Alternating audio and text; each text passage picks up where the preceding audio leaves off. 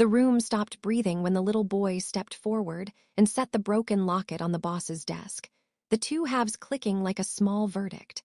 Silence fell in the opulent office. No music from the bar, no murmur from the men in suits, just the sound of the locket settling into place. Jonah Reyes watched from the doorway, palms still smudged with grease, every nerve raw with the taste of cigarette smoke and old oil. He had come to collect a debt. Instead, a child had handed back something that belonged to the city's most dangerous man and spoken 3 words that made everybody in the room go cold. "You knew him," the boy said, voice small as a coin. The boss, Rocco Santoro, took off his sunglasses. There was a crack, a tiny thing, in the smooth plane of his face. Jonah had seen men fall apart before. He'd seen men hold their faces in their hands after a raid, seen them trembling in interrogation rooms. But this was a different unmasking. Rocco's hands, calloused and ringed, closed over the locket like a man trying to save a memory from the sea. He said nothing. For all the years Jonah had watched the city turn at the edges of Rocco's finger, he had never seen the boss with his defenses down. You remember, Jonah thought, the first time he'd seen that locket. Sun-silvered, a tiny photograph inside, hidden like a truth. He remembered it because it had been the start of everything that pulled him under. The shop in Sunset Park smelled of motor oil and lemon-scented disinfectant, the 2 cents of his life. Work and caring for his mother. He had been doing daytime tune-ups, taking calls for tow trucks, living on tips and a promise. His mother would get her operation. She was in Brooklyn Methodist now, thin and pale, waiting for surgery that cost more than he could ever earn. That is why he had taken work from the wrong guy. That is why he had knocked on the wrong door. The memory of the hospital room was sharp, sterile, the smell of alcohol and cooked soup. His mother's hand had been small under his, her skin like old parchment. Machines sang low, a careful, mechanized lullaby. Jonah had sat awake, counting the breath that left and came back in, hearing doctors talk in pieces about numbers, insurance, the cold arithmetic of care. A man had come to him then, the kind of man who keeps a portfolio of favors in one glove and the city's mercy in the other. "We help people like you," the man had said. "We take care of our own." Jonah had signed on as a runner, a courier, small jobs, deliveries, receipts, pay up front, no questions. The money arrived like a promise and then a debt that swelled like a bruise. He told himself he was doing it for the hospital bills. He told himself he would find a way out. He did not expect a broken locket to be the thing that sealed the bargain. He did not expect a child to have the nerve to walk into a lion's den and hand back a keepsake. The boss office smelled of old tobacco and cedar. The walls were lined with shelves of single malt bottles, and on the far wall, an oversized framed photograph of Rocco in a tailored suit, younger, arms slung around 2 men Jonah half recognized from faded news clippings. A watch glinted on the boss's wrist, an heirloom that had greeted wealthy clients in the photos, its face scratched but dignified. Jonah had heard whispers that Rocco kept a ledger in the back room. A black book, thin but lethal, records of favors and debts, names and numbers that made people do things they would rather forget. He had always wondered where truth was kept in Rocco's world. He was about to learn. "Who is he?" Rocco asked, voice low. The boy looked at the boss like you look at an empty chair. "Eli, he says he's—" The boy hesitated, and Jonah could see for the first time that the child's hands trembled the same way Rocco's did now. "He says you were like family." Something in the air shifted. Jonah felt it in his jaw, in the sudden prickling behind his eyes. The room was full of men who had broken other men's ribs out of anger and found it satisfying. But here, every promise made in blood seemed lesser than the small, bitter thing the boy had dropped into the boss's hands. Jonah wanted to leave. He wanted to take the wrench from his jacket and run. Instead, he stood still. The debt sat heavy and cold behind his sternum. Rocco's men closed ranks instinctively, the way a living thing does to protect its eye. One of them, a bullet-faced man named Sal, stepped forward. "Kid shouldn't be here," Sal said. "Let him be," Rocco said, and the word was more gentle than anything Jonah had heard from the man in months. He watched Rocco lift the 2 halves of the locket, and traced the tiny photograph inside with a thumb that belonged to someone who had slept at his mother's table once. It was a man's face, older than the boy but younger than Rocco, someone with Jonah's jaw, someone Jonah recognized with a shock that felt like a hand around his throat. "What is this?" Rocco murmured. Jonah's mind filled with images. A faded photograph from his father's jacket, a name whispered in the dark, a handshake on a street where the rain smelled like pennies.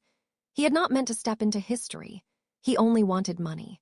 Now the history was opening like a trapdoor. The hospital came back to him in layers, the fluorescent lights and a nurse's clipped voice. The stab of panic the first night they'd transferred his mother from ER to a private room. Someone had beaten her at home, and Jonah, with grease under his thumbnail, had found himself on the receiving end of a warning. A smashed window, a note, a locket left on the doorstep. It had been the same silver piece, weathered. He remembered picking it up then, thinking it was a lost keepsake, a mistake. He had kept it in the drawer of his workbench, between a socket and an old Polaroid, the photograph motif. Small things hold stories, he'd learned. They sit quiet until the right hands make them speak. A man on the periphery coughed. "You want to tell us how a kid like this ends up?" "Shut up," Rocco breathed, and his breath smelled like old brandy. "Jonah," he said, turning toward him. "You brought him." The name made Jonah's name sound like an accusation. Jonah had expected to be unnamed in this room forever. "Yes," Jonah said, a lie. "He came to the shop." "Why?" "Because I told him to come." Jonah thought he could keep his voice steady. "He said he had something to return." Rocco's eyes were dark pools that moved with a kind of hunger Jonah had only seen on television. The appetite of a man who would chase secrets if they smelled like weakness. "Why did you tell him to come?" "Because I thought," Jonah stopped. "Because I thought if he brought it to you, you'd help." The sentence left him tasting copper, a small reveal. The photograph in the locket was of a woman Jonah had seen in a hospital bed once. She was laughing with a man who looked like Rocco's younger self. The boy, Eli, had the same eyes. The thought bloomed into a dizzying, middle-sized revelation. Bloodlines and debts had tangled in ways Jonah had not anticipated. But before a full explanation could mold itself into words, a different sound intruded. A thud from the back room, the scuff of a boot against concrete. Someone was being dragged in. Men moved like wind through trees, practiced and sure. Sal's jaw clenched. Rocco's face went thin as a knife. "We have company," he said, and that voice became a new kind of command. They opened the back door. A man staggered in, cuts on his face, a tremor to his step. A woman followed, her lips split, her dress torn. They were town garbage men, they were kids from a drug corner. They were the kinds of people who owed and paid and fell apart in alleys. But what landed in the room was a different ledger. A folded manila envelope, its edges dark with oil and time, which Sal threw across the desk like a gauntlet. The ledger didn't look like a book. It looked like a dossier, and Jonah's stomach clenched in a way he couldn't explain. Rocco slid his thumb under the envelope's flap. Papers fell out. Photographs, receipts, bank names, and a list of accounts. Transactions across boroughs. Payments to men who wore suits and men who wore uniforms. Jonah felt something like cold electricity. The first small reveal had been personal. A locket, a boy's name, a face. The medium reveal sat on the desk like a weight, proof of how deep the boss's reach went, and perhaps how deep his vulnerability. There was a sound like tearing. Eli, who'd stayed by the doorway like a small sentinel, stepped forward. "He gave me this," the boy said. He reached into his pocket and put a slim, stained photograph onto the pile. Jonah bent automatically to see. It was a snapshot of a churchyard, a child with a soccer ball, and in the background, a man he had seen in the hospital. Not Rocco, but someone Rocco had called brother in older pictures. In the corner of the photograph, a watch glinted, the same distinctive face Jonah had seen on Rocco's wrist that morning. The linkage was small but precise, an arrow pointing from the present to the past. Rocco's hands began to shake. He was the kind of man who controlled everything with numbers and silence. To see him undone by a scrap of paper would have been unthinkable. Jonah noticed his ring then, a thick gold band with an engraving inside, hidden from casual view. When Jonah was a boy, his father had worn a similar band, and Jonah had once, thought that family was a set of small, stubborn promises. Now it felt like a ledger that had been reopened. Someone in the room said the word raid like a curse. Jonah had to think of the hospital, of his mother's fragile breathing, and the white fan of her medical chart, of prices that would not wait. He had to think of the first job he'd done for the men who did favors. A delivery to a warehouse in Jersey, a nondescript box handed over with too much ceremony. The second job had been a ledger pickup, the third had been a warning. Every small step had been a thread. Now the threads were snapping into a net. They left the boss's office in a tight knot of men. Jonah followed because he had nowhere else to go, because the boy stood where he had been placed and looked lost in a way that made Jonah angry. The streets were humid, the summer pressing sweat to their shirts. Brooklyn smelled like hot asphalt and frying oil.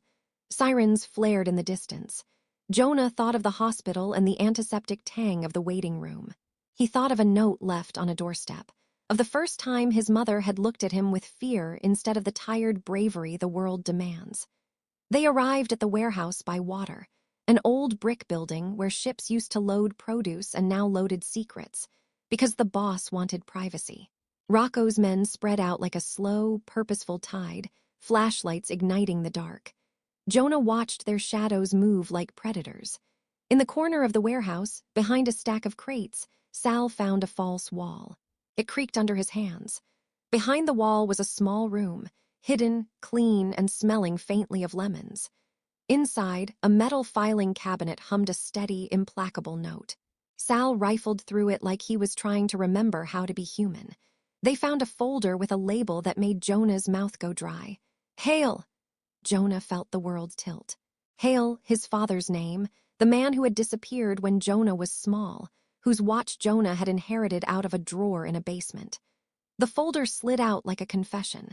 Inside were papers. A certificate, a name, a note in a handwriting Jonah had seen only on old letters in his mother's kitchen. A photograph with a little boy who looked suspiciously like Eli. The discovery changed everything in a way that made Jonah want to step back into the shadows and pretend he had never been part of anything. That night, the hospital night, came back in flashes. Jonah had been on a delivery when his father vanished. A fight somewhere in a bar, a favor owed, a name called like a joke. Jonah had always thought his father had left because he was weak or selfish. The folder made a return of memory feel like a correction. His father had been up to things that crossed the kinds of lines Jonah had tried to avoid. The ledger on the desk hinted at financial ties that connected the family to Rocco's network. The photograph with the watch in the corner connected the ring to the man in the locket. The hidden folder find was a mid-sized reveal that rewove Jonah's life into a map he'd never wanted to read. "We have a choice," Rocco told Jonah later in the small, dim corridor that ran like an artery through the warehouse complex. "You can walk away, or you can keep walking toward us. Either way, something will get broken."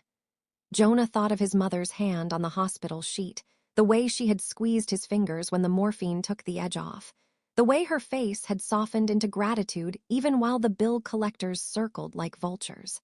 He thought of Eli, who had the same stubborn set to his mouth as Jonah had seen in his own image.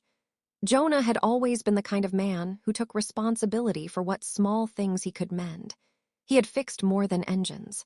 Old lawnmowers, his neighbor's fences, a child's bicycle. This was not that kind of fix. The decision would define him. Before he could answer, a radio crackled in Rocco's ear, a voice thin and urgent. "We got movement. Cops at the North Bridge. 2 cars. Looks federal." The words were tiny and combustible. Jonah felt his heartbeat leap into his throat. The warehouse shuddered with the sense of encroachment. Rocco's men spread into the night like ink. They were ready for anything except what happened next.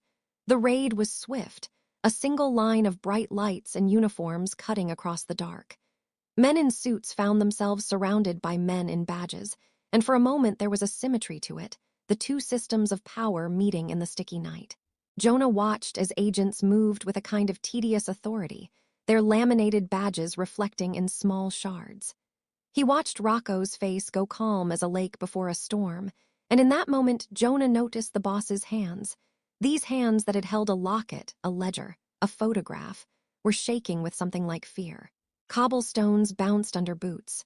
A briefcase hit the ground and snapped open, documents thudded like falling birds. Jonah's breath fogged in the sudden cold. He wanted to run toward his mother, to the hospital, to the antiseptic lights and the steady beep of life. He wanted to be small enough to be invisible. But the agents were looking at everyone, their eyes scanning the faces like keys. The first cliffhanger came like a held breath. An agent walked up to Jonah, looked at him for a long second, and asked, "You Jonah Reyes?" Jonah's name in a federal voice made him feel like glass. He nodded, because lying felt like a kind of suicide. They took him in for questioning. The interrogation room in the precinct smelled of cleaning fluid and stale coffee. Fluorescent bulbs hummed like an insect trapped under a light. Jonah sat across from a woman with the calm eyes of someone who had seen too many human contradictions to be surprised. She introduced herself as Agent Sheridan, FBI. She had a way of folding her hands that made documents look like they belonged on the table, unthreatening and sharp at the same time. "You ran errands for Rocco Santoro," she said. It was a statement, not a question. Yes, Jonah kept his answers short. He had done the work. Lying would only increase the risk to his mother. He thought of the hospital, of the ledger, of the watch and the ring. He had to be careful. "Why?" she asked. "For my mother," Jonah said. The truth cut like a blade. He watched her face change in small increments. "You know things," she said. "You know names, routes, you know quotas and ledgers." Her voice had the dry edge of impatience, but there was something else underneath. A suspicion that the man in front of her was not merely a courier but a piece of a larger puzzle. Jonah thought of the locket again, the boy's calm face, and the moment when Rocco had gone still. He wondered if anyone else had noticed the photograph in the locket the same way he had. "Tell me about the boy," Agent Sheridan said, leaning forward. "Eli, who is he?" Jonah told her what he knew. A kid who drifted through neighborhoods too small for him, who had come to Jonah's shop with a story the size of a secret. He told her about the locket and the way Rocco had gone quiet. He left out the hidden folder, the Hale label, the thing that made the dossier in the warehouse look like a map to a buried life. When he spoke of Rocco losing control in the office, Agent Sheridan made a small sound of interest. "You saw him break?" she asked. Jonah's throat tightened. The truth was heavy. He had seen something like a man grieving, not for a life lost, but for the erosion of a story he'd told himself. "Not break," Jonah said slowly. "Unmask." A long pause unfolded. The interrogation became an interrogation of himself. He had always thought he could keep parts of life compartmentalized. The shop life, the hospital life, the debt life. It turned out that rooms had thin walls. The second reveal arrived quietly in the form of a photograph Agent Sheridan produced from a folder. A bank receipt with numbers, a name, and a tiny stamp that told Jonah the accounts moved between Rocco's shell companies and an account in his father's name. The paper in her hand tied ledger to life, and Jonah felt the chill of exposure. Agent Sheridan watched him as if trying to guess which part he would hand over first, loyalty or self-preservation. "You want to get your mother the surgery?" she asked. "We can help, but we need things from you." Her offer sounded generous and threadbare all at once. Jonah wanted to scream that the ledger, the locket, the hidden folder, they were not things you handed over like coins. They were the bones of people's lives. But Agent Sheridan's problem was more immediate. She had the law behind her. Jonah had the hospital bills. Decisions are made in inches and compromise. He felt his commitments pressing into him like weights. He said what he had to say. He gave them a name of a middle manager, a place where shipments crossed, an address whose significance the agents would later realize. He did not tell them about the Hale folder. He did not tell them about the photograph with the watch. He did not tell them about the ring. On the way out of the precinct, Jonah's phone vibrated with a text from the shop. "Kid gone. Car burned." He read it with the slow terror of a man watching dominoes fall, one by one. He had been inside a world of small promises and found a net closing. He thought of Eli, of the way the boy had set the locket down. He realized then that the child had not been given a choice in any of it. That night the warehouse burned. The police called it arson. Someone called it poetry. The ledger folder was gone. Jonah felt the smoke in his lungs like a memory he couldn't cough out. He watched the flames in the night like they were a wrong kind of liturgy. The watch's glass had been blackened in the fire. The ring had slipped off Rocco's finger and been flattened by falling timber. The ledger burned clean like it had never been. People who saw the fire said it was unlucky circumstance. Jonah wondered if luck had ever been a thing for men who kept lists and names. Eli disappeared that night. Jonah had a picture of him in his mind. A boy with a soccer ball, who looked like the photograph in the Locket, who had the same stubborn mouth Jonah sometimes saw in the mirror. Now the boy was gone. Rocco called it a kidnapping. Jonah called it a failure. The world had the ugly habit of using both words and never choosing which one fit.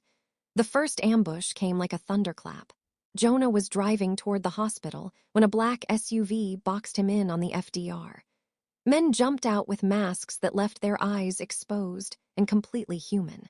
He felt the car tip like a ship, smelled gasoline, heat, the iron of panic. They dragged him out and shoved him into a van. Jonah's hands had grease on them from the shop. The men's gloves were clean. The kidnap felt like a paradox.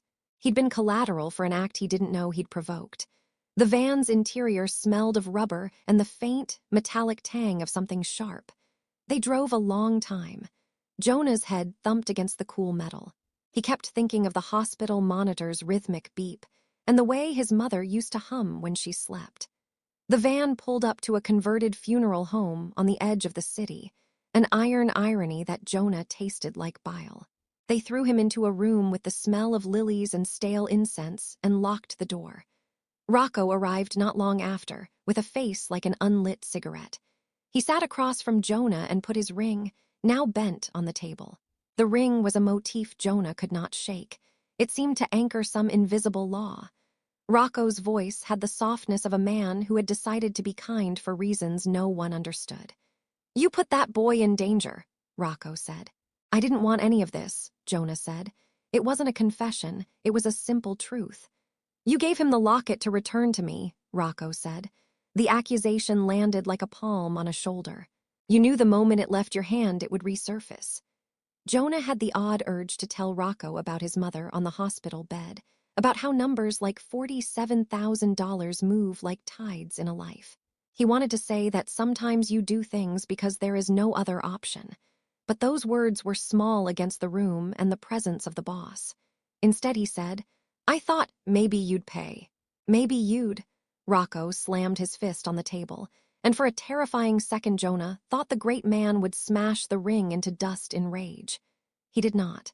He pushed his palm to his face and let his head rest there, a kind of adult grief. The sight of a man named Rocco Santoro bent from the inside was one of the most dangerous things Jonah had ever seen. Men with power are supposed to be terrifying because they can do what others cannot. To see that same man undone by something small made Jonah realize that human hearts can be the weakest things of all. "You put my memories on display," Rocco whispered. "You handed me a photograph of a life I thought I'd closed." He looked up at Jonah with the eyes of a man who had been waiting for absolution and found only a ledger. "You know what to do." Jonah felt something inside him acknowledge the man. Compassion, for reasons he didn't entirely understand. He thought of the little boy who had the courage to walk into power and return what had been taken. He thought of his mother's hand in the hospital and felt himself stand up if only in his head. "I'm not your enemy," Jonah said. "You could be," Rocco answered, voice flat like a coin dropped in a jar. The second cliffhanger. Outside, sirens came again, closer this time. The funeral home windows trembled as the city paid attention. Rocco stood.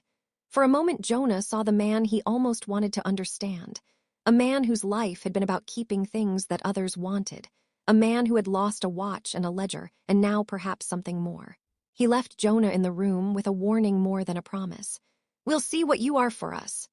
They took Jonah back into the night and left him on a curb by a hospital entrance with his phone buzzing with messages he could not open.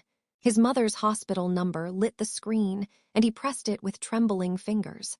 No one answered. He ran inside like a man returning to something he'd thought of as safe. The air in the hospital smelled like bleach and coffee, and the hush of people holding their breath to see what would come next.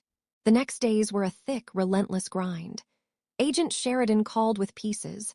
The raid had been a sting, but the ledger had burned. The watch was gone. Rocco's men were scattering. Eli was still missing. Jonah's mother teetered between surgery and waiting lists, held together by precarious threads. Jonah became a man walking on rope.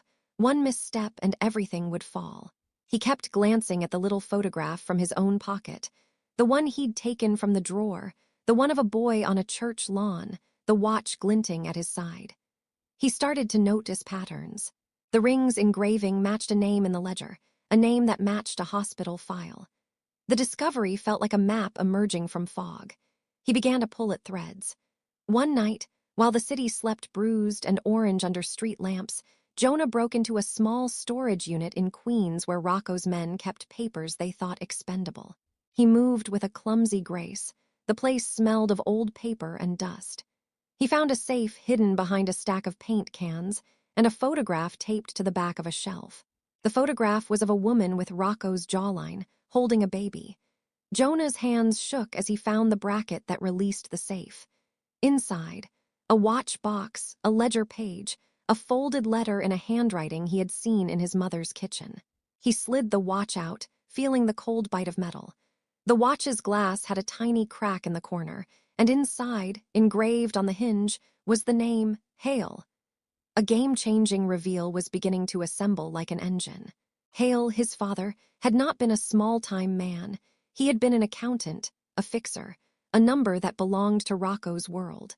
The ledger pages spelled out payments to a man with that name. The letter hinted at obligations and a promise to keep something safe. It all connected in a tight line: locket, photograph, watch, ledger, ring. Jonah felt his life rearrange around a truth he could not yet speak. He returned to the hospital with the watch in his pocket and sat for hours, tracing the edges of what he had found. His mother slept in the city's steady, brave way.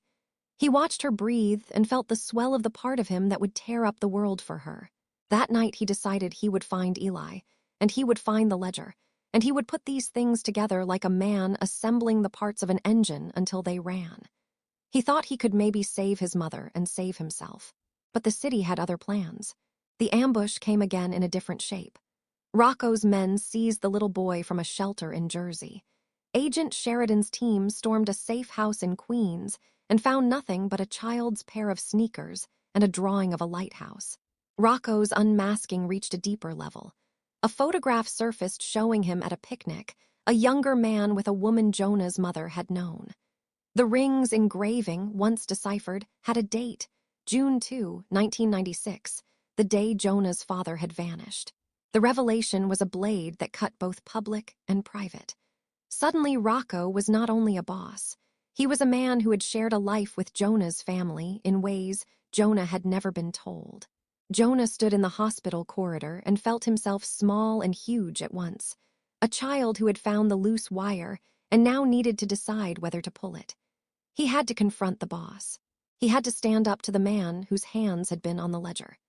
He went back to the funeral home room where Rocco had waited, not because he thought he could negotiate his life back, but because he wanted to see the man who had, perhaps unknowingly, taken more than merchandise.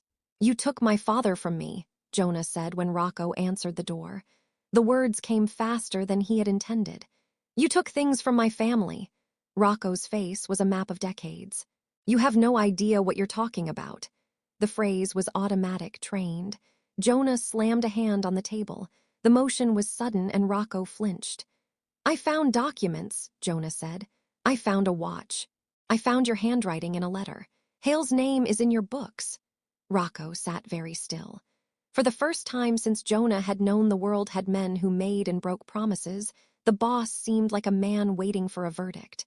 "Hale was an arrangement," Rocco said finally.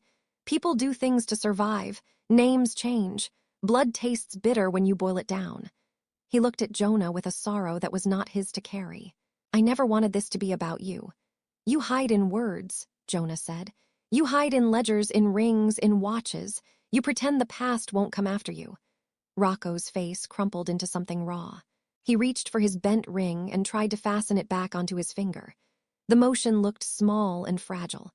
"My wife," he started, and for once the weathered boss looked less like a tyrant and more like a man fallen out of a photograph. He told Jonah of a woman who had laughed with the sun in her hair, who had loved a man who kept accounts and promises, who had been gone before her time. He spoke in a voice like unraveling thread. Jonah listened. "You think I did this to hurt you?" Rocco asked, eyes wet at the corners, a tear catching like a wrong kind of jewel. "You think I would hurt what I loved? I lost her long before any ledger came. I tried to keep the world safe for what I had left. Sometimes you do terrible things to keep a small thing alive." His hands shook, and the room smelled suddenly of old brandy and oranges. The emotional unmasking cut a path through Jonah's certainty. The Mafia boss was not the invincible figure Jonah had imagined. He was a man who had learned to bargain with darkness and had been burned by it. Jonah's voice was low when he answered. "That doesn't make it right." He stood, feeling something like the steadiness of a man who had seen edges and refused to step over them. "You think you can change it?" Rocco asked softly. "You think you can undo what's happened?" Jonah thought of his mother's hand clutching his like a raft. He thought of Eli's small face and the locket clutched in Rocco's palm. "Watch me," he said. The third cliffhanger arrived when, as if the city itself were eavesdropping, the funeral home windows broke with the sound of a distant explosion, more controlled than random, a message in the language of the desperate. The glass rained like tiny bullets, and both men spun toward the sound. It was a harbinger. Battles were being chosen not on maps but in rooms like this. Rocco stood, pulling Jonah into something like an alliance he had not expected to accept. "We both have a boy to protect," Rocco said. "You want him alive. I want him alive. We can make this a war where others bleed, or we can find him." Jonah stared at the boss whose hands had once been firm enough to shatter lives. He saw in the man's face something he recognized: loss folded into strategy, fatherhood disguised as command. They had a common aim that night: Eli. The problem was that both men's versions of rescue involved choices that could not be reconciled easily. They were men from the same city with different maps. One followed ledgers and muscle, the other had only wits and a workbench, and the stubbornness of a son who had been left alone too early. "You work with the feds?" Rocco asked, suspicion as a reflex. "No," Jonah said. "Not exactly." Rocco's laugh was a small, tired thing. "Then what do you want?" "Find him," Jonah said simply. "And when we do, the truth comes out. Ledger letters everything." Rocco's eyes narrowed. He tasted the bargain. Jonah tasted the rope. "You want the ledger back," Jonah nodded. "And my mother's surgery paid." The boss considered the terms. For the first time in Jonah's memory, he felt like someone who might bargain with the city's underbelly and survive with his soul mostly intact. Rocco extended a hand across the table, rough as asphalt. Jonah took it. The contact felt like an armistice negotiated by people who had nothing else to lose. They began to set traps and probes like fishermen adjusting their nets. Agent Sheridan and her team were in the loop only in pieces. Rocco's men worked in quiet corners to watch for the kind of men who thought they could lift a ledger without waking a sleeping giant. Jonah found himself in the grotesque role of a mediator between law and crime, standing between his mother's hospital bed and a child in need. He went to the hospital and promised his mother he would come back with a plan. She squeezed his hand and said, "Be careful." The words were both a benediction and a threat. A month later, they found a clue, a receipt from a laundromat linked to a man on Rocco's payroll. The laundromat's camera footage showed a child with a navy jacket and a scuffed soccer ball stepping into a van. The footage was a sliver, grainy and indecipherable, until a frame caught the curved edge of a pendant. The same medallion locket, half of which Jonah had on his bench, its surface dulled by sleep. The discovery came like a promise of rescue, a micro cliffhanger leading out of the dark. They traced the van to an industrial park in Jersey. Rocco assembled a handful of men. Agent Sheridan argued for a controlled rescue. Jonah argued for both. In the end, their plan was neither neat nor legal. It was the kind of thing made by people who had been pushed to the edge of their choices. The raid they wanted would need luck, timing, and the precise coordination of men who did not trust each other. They moved at dawn, the city's breath held between one heartbeat and the next. The ambush they set cracked like lightning. Men sprinted from cover, engines roared, uniforms and suits collided in a choreography that smelled of sweat, metal, and adrenaline. Jonah sprinted with a ferocity he did not know he owned, dodging a falling crate, hearing the sharp report of a gun and the shout of a man he only knew through threats. He felt a hand on his shoulder, Rocco's, and for one surreal second it felt like the most ordinary thing in the world. They found Eli in a cold room with the broken locket tied to his jacket by a fraying string. The boy's face was pale, his hands raw from gripping the locket as if it were an anchor. Jonah knelt in the dust and felt his throat close as the boy's eyes met his. "You found me," Eli whispered, as though the world had just caught up to him. Jonah held him like a man who had been waiting for the chance to protect what belonged to him. The city outside sang with the aftershock of confrontation. Sirens stretched like sound bands across neighborhoods, and Agent Sheridan's voice came through a radio. "We have the child." A legal victory. A public resolution. The ledger, however, remained an ember. The ledger's pages had been burned, but not entire. Some receipts survived, some names, a penciled notation that would eventually point to a cover company in New Jersey that had laundered money through hospitals and clinics. They had the public payoff. A raid, a rescue, a child returned, cameras rolling and the narrative of heroism in neat frames. But Jonah wanted the private payoff, the one that would make his mother safe and put a tombstone on a past that still ached. He wanted answers about Hale, about the watch, about the ring, about why his father vanished and what price had been paid. The epilogue of this long, jagged night began with small things tied together. The locket's photograph, the ledger's pencil mark, the watch's hinge engraving, the ring's date. Agent Sheridan, with the stubbornness of a woman who had seen many messy truths, helped Jonah put something together. A memo from a hospital's board showing suspicious payments to a company that had Rocco's fingerprints on it. The memo connected to a bank account that led to a safe deposit box in the same bank where Hale had once maintained an account. In a clean office full of fluorescent light, Jonah opened the safe deposit box with hands that trembled like a man delivering a child to school for the first time. Inside was a single envelope with a letter folded inside. The handwriting he knew from his mother's kitchen. A name, a map of debts, and a confession that did not absolve anyone but gave them a compass. He learned that Hale had tried to protect something he had stumbled onto. Receipts that would have exposed a scheme to divert hospital funds into offshore accounts, including an account that paid for things Rocco had never meant to leave as memory. Hale had been a man who had found a ledger and then been found for it. He had paid with a disappearance that was almost certainly orchestrated to look like abandonment. That knowledge did not bring his father back. It brought a quiet, terrible understanding. Some debts were paid in bones and silence. Rocco came to Jonah in the fading light of a late autumn day. The city had changed, or perhaps Jonah had. He stood in the doorway of Jonah's shop and watched the mechanics at work, as if they were people who had never learned to save themselves. He pulled the locket from his pocket and put it on the counter. The two halves matched now, restored by hands that had been ruthless and loving in turns. "His message froze the room," Rocco said, voice soft as dust. "It froze me." He looked older than he had at the funeral home. "He reminded me of what I lost."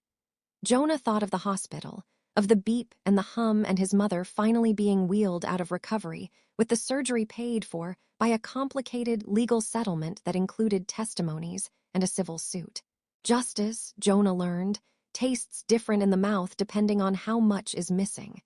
Some nights he felt vindicated, other nights he felt hollowed out by a truth that had no warm center. In the end, there were public penalties and private reconciliations. Rocco turned over documents to save himself from a fate that would have been worse than a prison, obscurity. He did not go to prison that Jonah knew of. He did, however, lose the sheen of invincibility. The city adjusted. Names surfaced in court filings. A few men were indicted. Some money was returned to hospitals in a quiet, bureaucratic drip. Agent Sheridan watched it all with the professional satisfaction of someone who had helped stitch a wound closed. She said little about her own motives, but Jonah could see the light under the doors where she kept her private truths. For Jonah, the personal payoff came in quieter forms. His mother's recovery was slow but steady. She would sit in the shop some afternoons with a thermos of tea and watch the mechanics work. The hospital's lights a distant memory. Eli came to the shop on Sundays and learned how to oil a chain and the way a torque wrench sings. Rocco visited once, never in public as a sign of weakness, always in private as a man reconciling his ghosts. The ring was returned, polished, and reshaped. The watch was placed in a small box that Jonah opened sometimes when he needed to feel connected to a past that had been frighteningly complicated. Jonah never forgave Rocco in the way the movies tell you to. He accepted him in the honest, difficult way of people who learn that enemies can be composite creatures, part monster, part parent, part human. He knew there were things Rocco could not fix, and he knew there were things only the law could touch. The ledger had been partially recovered. The court had its evidence. The city had its story. But the most lasting thing was the little boy with a broken locket who had walked into a room full of men and told truth in 3 words. His message froze the room because sometimes the simplest facts have the force of a verdict. Years later, Jonah would stand in his shop and listen to Eli tell a story about the time he had walked into a man's office and given him back his whole life in 2 halves. He would watch his mother at the shop's window, the lines around her eyes softened by time, and he would feel the odd satisfaction of a life that had been reset though not repaired. He would keep the watch in a drawer, the ring in a velvet box, the photograph in a frame. He would teach Eli to tighten lug nuts until they sang true, to fold a towel with the precision of someone who had learned to mend. The city kept turning, as it always does, indifferent and magnificent, and Jonah walked through its streets carrying the memory of what had nearly been lost and what had been returned. He had stood up to a man who could take everything, and he had not been crushed. The final reveal was not a single courtroom triumph or a cinematic confession, but the slow, sustained work of living on after the ledger burned and the watches stopped. It was the personal transformation of a man who had once thought survival was a ledger line, and learned instead that survival is the people you keep with you, the small, stubborn objects you protect, and the courage to speak when silence is cheaper. And sometimes at night, when the shop was closed and the city hummed like a distant ocean, Jonah would take out the locket, press the 2 halves together, and feel the ghost of a boy's voice that had indeed frozen a room and thawed a life. He would say the 3 words to himself, not because he needed them to be true, but because they had been true enough to change everything. You knew him. Jonah learned the city has a long memory and an even longer appetite for spectacle. Court dockets printed his name in small black type, and local TV anchors put his face next to footage of fires and the smashed windows at the funeral home. Cameras camped outside the hospital where his mother convalesced, their little red tally lights blinking like hungry insects. He moved through those flashes like a man wearing an unfamiliar suit. Every step felt visible, every breath under scrutiny. He kept the watch in a drawer in his apartment and pretended not to wind it. Keeping it silent felt like keeping a secret that could be wound too tight. You carry the weight you are given, he thought, and he tightened his jaw until the ache in his neck eased. The public narrative, the daring raid that returned a missing boy, was tidy, but the edges of the city's story are never neat. The prosecutors wanted indictments, the media wanted villains. Jonah wanted a name for the absence in his life, and the money to keep the hospital curtains from closing for good. Agent Sheridan pressed him for details, and he fed her crumbs until they became a trail. The ledger pages they'd managed to salvage were narrow and scorched, waterlogged in parts. But when the forensic accountants leaned over them, their faces brightened like men who had found an artery. There were signatures, transfers, and a routing number tied to a shell corporation registered under a name that belonged to a mid-level hospital administrator, someone Jonah had seen filling out forms beneath fluorescent lights. The discovery felt like the second wind you get just when you think you will drown. Meanwhile, Rocco's image on television softened and then sharpened depending on which pundit spoke. Sometimes he was a protector, a man who closed ranks in the face of predators.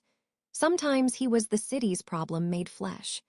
Jonah watched those segments from the back room of his shop, where the radio hummed and the smell of hot metal wrapped around his shoulders. He kept looking at the photograph in the locket, at the child on the church lawn, at the way the watch's hinge caught light. He began to suspect that some of the city's most damaging truths were protected not with muscle, but with stationery and signatures. The next clue arrived in the form of a bill from a funeral parlor tucked into a hospital envelope. It bore the same exact watermark as the ledger receipts. Jonah felt something cold and precise unroll inside him like a tape measure. He called Rocco. They met in a diner that still kept sugar in glass shakers and coffee that tasted like old paper. Rocco had on a cardigan under his coat, and he ordered black coffee without sugar, taking his time like a man who liked decisions made slowly. He slid a napkin across the table and placed a small scrap of paper on it. A receipt from a laundromat in Jersey, stamped with a time and date, with an identical symbol Jonah had seen in the ledger margins. "You keep finding these little maps," Rocco said. "You do good work, Reyes." Jonah wanted to spit the truth at him, tell him that the ledger named names and the watch had Hale's engraving, but instead he asked for a small thing. Information about a property in South Jersey, an industrial lot that kept coming up in their trail. Rocco's hand tightened around his coffee cup. "That property's been empty for years," he said. "But people linger near empty things." People lingered near empty things because emptiness attracted the wrong sorts. Abandonment is a magnet to men who like to bury what they've broken. Jonah felt his throat tighten. He needed proof, and whatever proof they found would crack windows. The city itself felt like a house of fragile glass.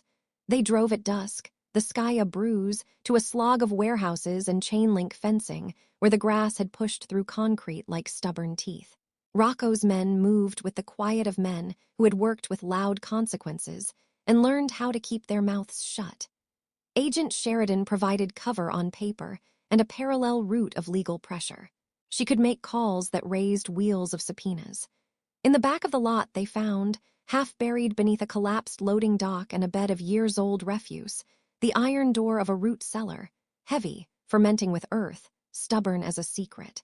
Rocco crouched and matched the scratches on the lock to the pattern in his memory. He had keys like men have regrets, some worn, some rusted, some used only when absolutely necessary. The lock gave after a moment, a reluctant sigh. The room beneath smelled of wet soil and rot, and Jonah's flashlight cut a narrow circle into the dark. He saw a cardboard box, a shoebox, something wrapped in oilcloth. He expected papers. He expected more scorched receipts. Instead, he saw human things, a plain metal watch case, a photograph with the edges eaten away by water, a child's sock, and a small medallion. The medallion that matched the pattern on the locket they had restored. Jonah's stomach dropped as if someone had grabbed it and pulled. The items were evidence, and evidence explains everything or complicates it. Someone had tried to hide what mattered in a place where the earth would keep secrets for a long time. Rocco unwrapped the oilcloth with a reverence that looked like guilt. The watch case inside had not been broken. It was empty, the watch removed as if at a funeral. Jonah found, tucked beneath the case, a folded scrap of paper with a date and a name. Hale, the same name that had been in the ledger margins. The room smelled like old funerals. The find was a medium to large reveal that rolled like a storm. It made the city look different, less like a machine and more like a graveyard with a payroll. Agent Sheridan's voice over the radio was crisp as a bell. "Bag it all. Forensics on site." Cameras and legal forms would later turn the heap of things into an exhibit, but in that moment, Jonah held the medallion in his palm and felt the thread of the past tighten. Forensic teams worked like surgeons. They lifted prints off the medallion and the watch case, they swabbed for DNA, they cataloged. The work felt clinical and holy. Jonah watched their gloves move and thought of his mother's thin fingers curled around a hospital blanket. The DNA test, when it came, landed like an unexpected verdict. Tissue from beneath the watch case matched samples taken from a blood-stained shirt found in a storage locker once registered to Hale. The DNA link could not, by itself, tell a full story, but it told a hard one. Hale had been in that cellar at some point, and he'd left a trace. And if Hale had been there, then the ledger that named him and the medallion that matched the locket were not coincidences, but evidence of a relationship that had been hidden and forcibly closed. They dug further. The coroner's unit, called in for a discreet search, found a shallow grave under a slab of broken concrete near a drainage culvert. Jonah felt the world narrow into focus as the shovels bit at clay and bone. They brought up remains, old, weathered, and a watch face fused to rust. The watch had Hale's engravings. The DNA would later confirm Hale was dead. The knowledge landed like a slab, definitive, cold, and impossible to turn back. Jonah's father's body was at last a thing that the city would have to acknowledge, and the acknowledgement tasted like metal.